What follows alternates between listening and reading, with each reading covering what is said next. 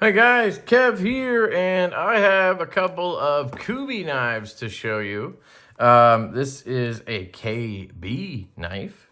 We have a name on here. Oh, there we go. We have the KB 400B in dark, 20 CV and tie. I believe this is the Hoback Sumo.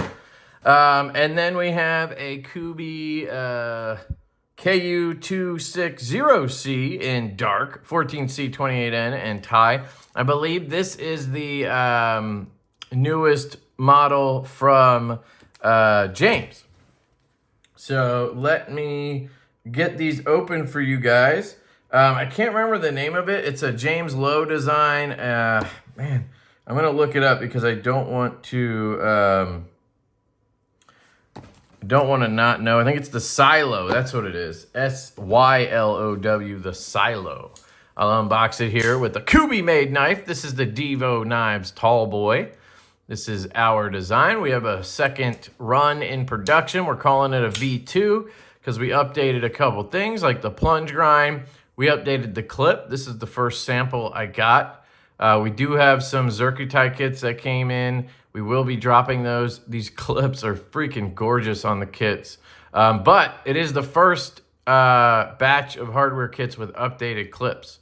So this clip works much better. We listened to you guys and took care of that. We did order some extra clips with the run so we can, people who really don't like the original clip, hopefully we have enough that you guys can grab a updated one. But yeah, anyway, that is the Tall Boy. Let's open these up.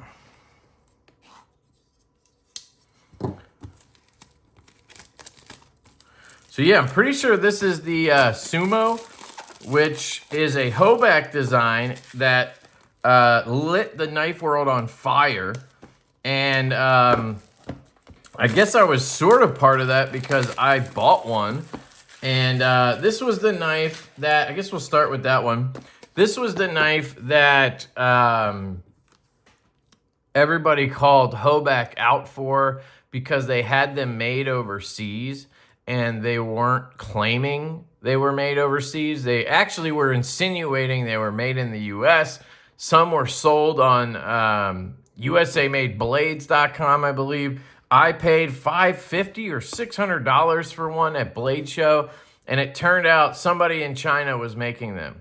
And that's when companies and Hoback started putting, what I think they were saying assembled in the U.S. with global and whatever domestic parts.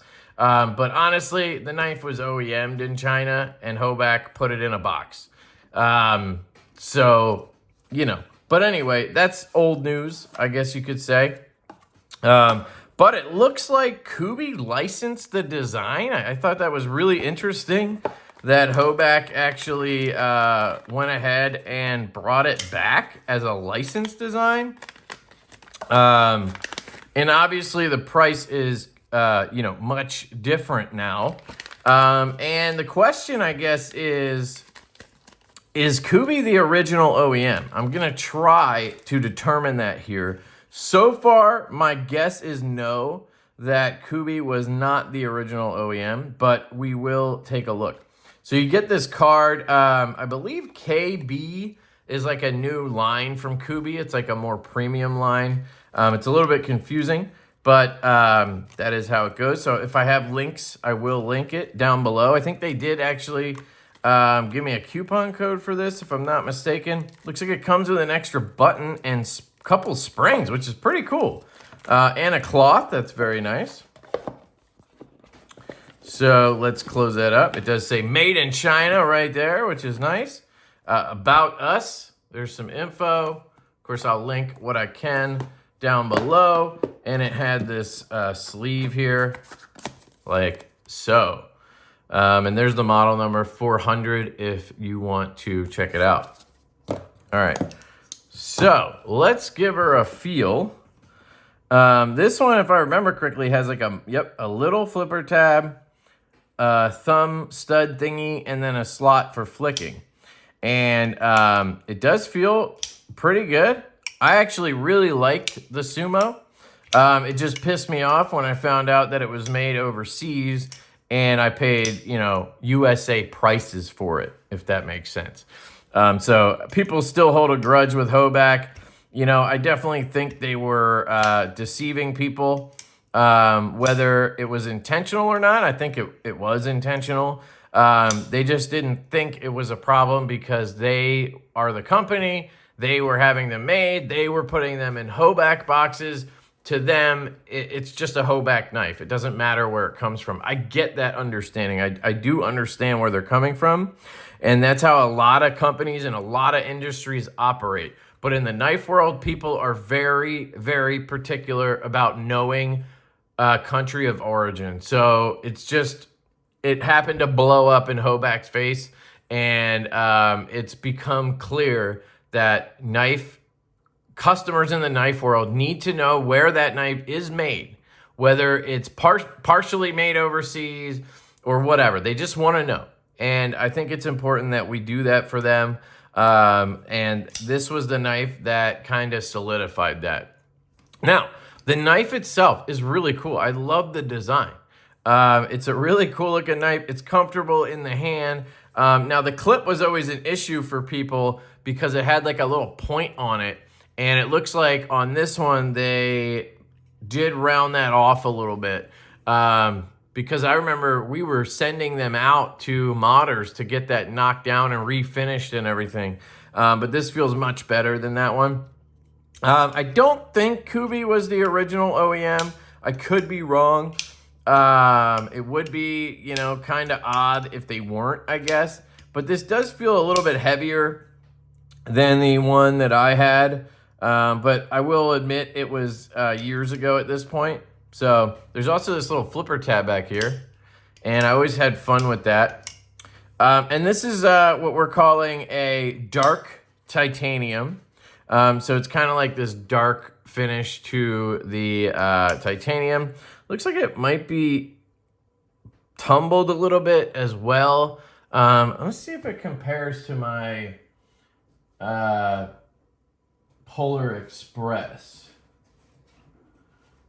which has a Best Tech dark wash finish or dark stone wash. Yeah, this is a little bit darker. I like that a little bit better, but it does look good.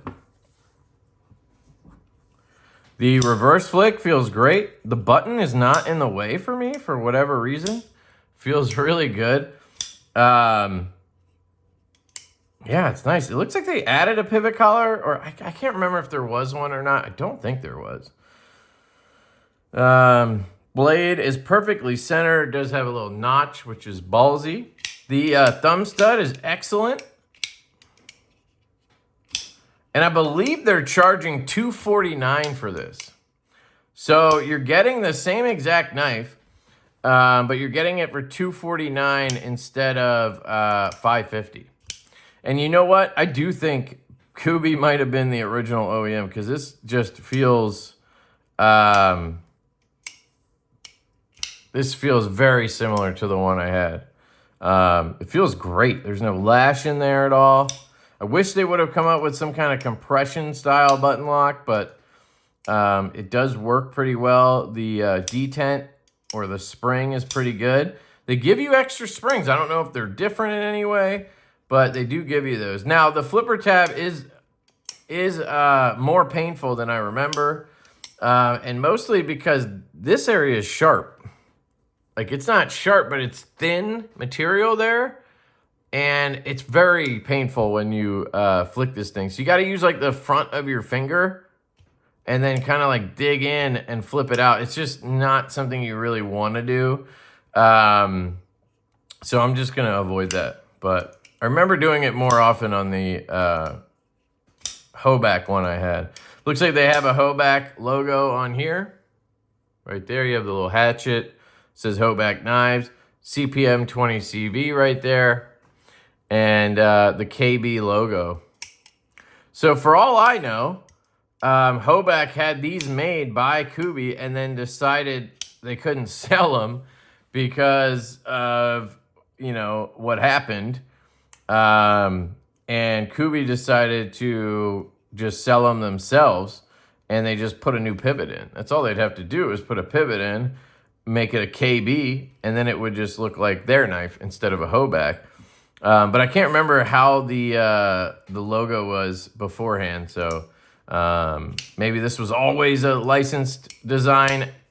Maybe it's a newer development, but it's possible that Hoback had these made like a year ago and then decided not to sell them themselves and maybe just licensed them off to Kubeys or something. I don't know. Interesting. It's very, very interesting to me that this came back out. And now it's half the price. There you go. That's how you do that flipper. You just got to avoid that spot right there because it is painful if you get it. So you got to kind of whip your finger out. So this is half the price. And that tells you right there, you know, obviously Hoback was paying less than $250 to have these made. You know, knowing what I know, this was probably closer to half of that.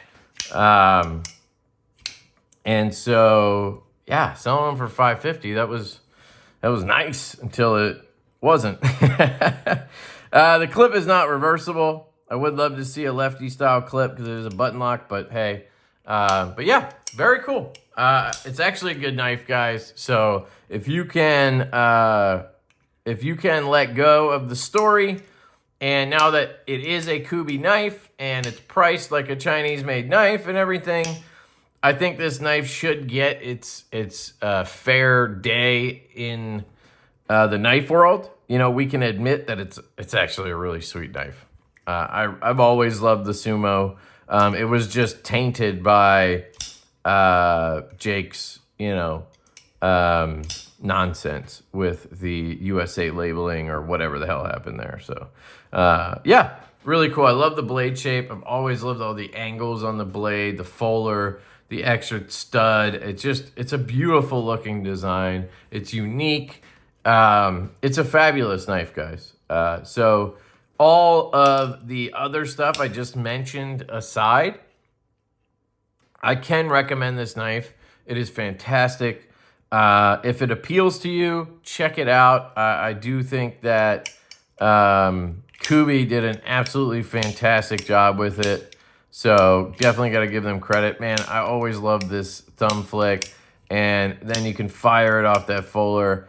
They did make a giant version of this. I think Hoback did it, but it wasn't a button lock, if I remember. I think it was called the Summit. That one was pretty cool, too. But yeah, there we go. That's the KB400. Now let's check out the Silo from James Lowe. I was also trying to get a Supercell in from Kubeys because my buddy Casey over at Knives Fast designed that one. And I asked Kubeys a couple times if they would send me one.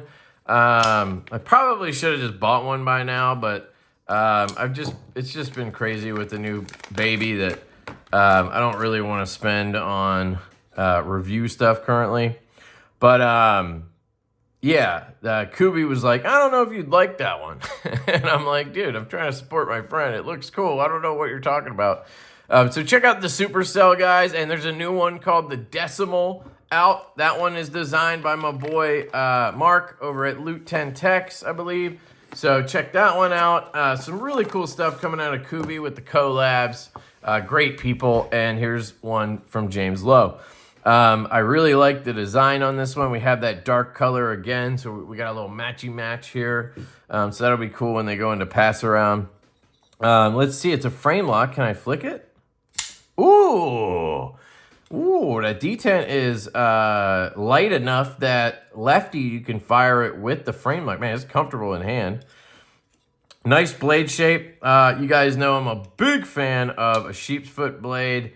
I do like poons in the right situation, and this looks pretty cool. I don't know if I would go with the double poon, you know, the 2 poon. I like the little ramp right here for your thumb. That feels great. But I could have done without the extra poon, maybe just straight here and then up. But either way, it does look cool. At least they didn't go with the triple poon like the Evolved EDC Sin, if you guys remember that one. He triple pooned it. Flat grind, but it's tall, so it's going to be slicey. Yeah, I mean, it's comfortable in hand. It's a good size for most people. Beautiful frag pattern on there. Frag pattern on the back spacer. Clip looks good. I love how Kubeys steals our ideas. Just kidding. They can have them. They're now putting these plastic guys under the clips. I started asking for that a couple of models ago because we kept having, we have reversible clips on most knives, and they would leave a mark. If you switched it to lefty, you'd have a mark over here. You don't need it on a knife that's not reversible. There's no reason to put that thing under here because it's not a reversible clip, unless I'm crazy. Doesn't look like it. So it's just funny that they did that there. Woo, action. Thumb flick's good, especially if you stay off the lock bar. Somebody mentioned to me that the detent was soft on this knife. Maybe the one they got was just softer. This one feels pretty solid. And then left-handed, I can fire it. So that feels great. Whew! I love that lock bar design. Look at that. Cool little cut right here. This is a very cool design. I like it. Clip looks good. We'll have to test it out. You have the relief cut there. You got a little bit of a point there. I'm starting to learn more about clips. Let's test it out.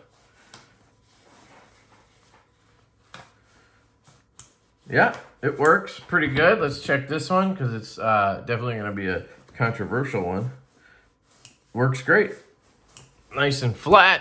Obviously, it's a little odd that it's on the backside there, but it works great. We have a front flipper here as well. It looks like they stopped the jimping right before it. I wish they would have jimped it all the way up. Does fire up out of there. Pretty good. Yeah, I don't love the location of the front flipper. I kind of wish it came up a little more. If it came up a little bit more, they could have pulled it in towards the pivot a little bit more, which would give you better leverage. It works, but it's a little bit awkward because you're kind of far away from the pivot and you're not that high above it, so you don't get a ton of leverage on it. Like, it's a little harder to do a rollback move on it. Yeah, ow, that hurt. Reach around's going to be tough too because you have a longer reach for it. So you're really, at least I am, kind of limited to this. But yeah, if they brought that up and back here a little bit more, I think it would have worked a little better. But the thumb flick is excellent. I love the hole shape. Nice, you know, elongated, elliptical style hole we've seen before. But I like how long it is. I like how it gets wider back here, smaller down there is cool. We have James's logo right here.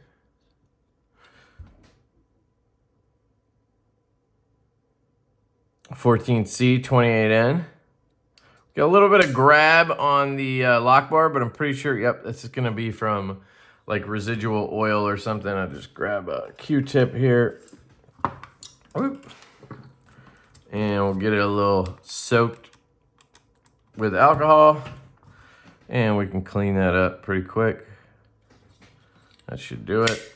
Let that hit the lock bar.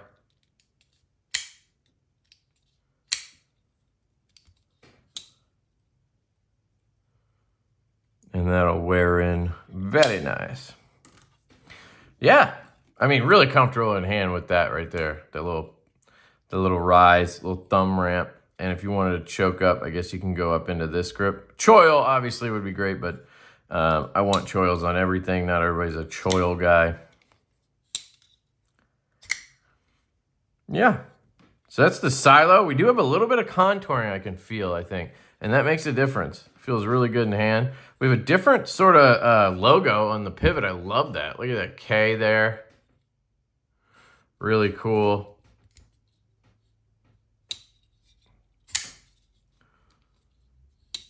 Yeah. Sweet knife. Good size too. Here, I'll compare them for you guys so you guys know what you're dealing with. Out of these two, I'd probably go with the Sumo just because I There's just something about this design I've always loved. I like the size a little better. It is a little chunky, like thickness-wise, but it's a smaller knife. This reminds me, size and everything-wise, it kind of reminds me of the Gecko Customs knife, the Sakura, similar to that, I think. Here I'll compare them to a Fireball, also a Kubeys OEM knife of ours. So I'll put the Fireball down here, and I'll put the Tall Boy up here so you guys can get an idea. So the Tall Boy is going to be, let's slide these down. There we go. So the Tall Boy is going to be just a hair maybe longer than the Silo. You have a little bit more blade. You have the same handle. Maybe you have a little less handle. So better blade to handle ratio up here, but not by much.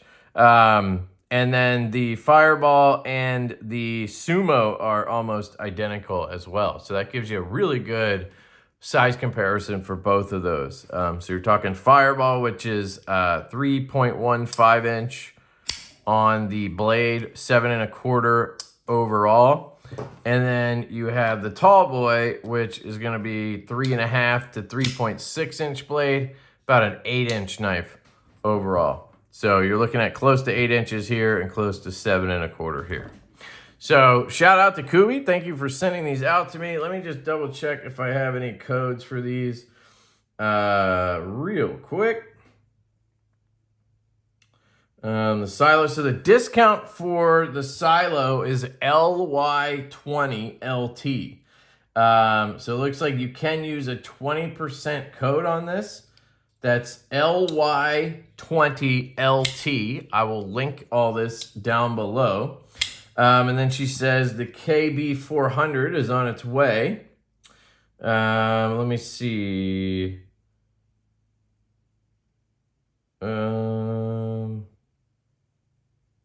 This one's designed by Jake Hoback. So I'm not seeing any discount codes for the Hoback knife. So this one's probably going to be the retail price, which looks to be $250. Oh, wait, is it $270 actually? Let me just pull it up. They have so many websites now. It's a little bit... kvknives.com. Let's try that one. Here we go. So there's the Sumo. They have some cool versions of it. I like that. Blue one. Yeah, $270. So if I can get a discount code for it, I will let you guys know. But as of right now, it looks like it's going to be retail at $270. Let's check this one out. This one looks cool. Yeah, that one's dope, dude. That looks like a black wash finish all over with purple accents. That's pretty sexy right there. This one's nice too. That one's sick too. This one is like a blurple look. That's pretty slick too. I'm surprised they didn't do any belt satins. That would have been cool, but this is a cool stone wash and everything.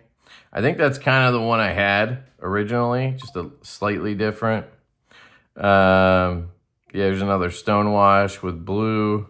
I like how there's contrast between the blues, though. I think that looks good. And then the one we have here is the all dark wash one. So they're calling it a dark wash. So it's basically an acid wash with a, an acid wash. So it's like acid etched and then stone washed. Very cool. So there you go, guys. Links down below to both of these.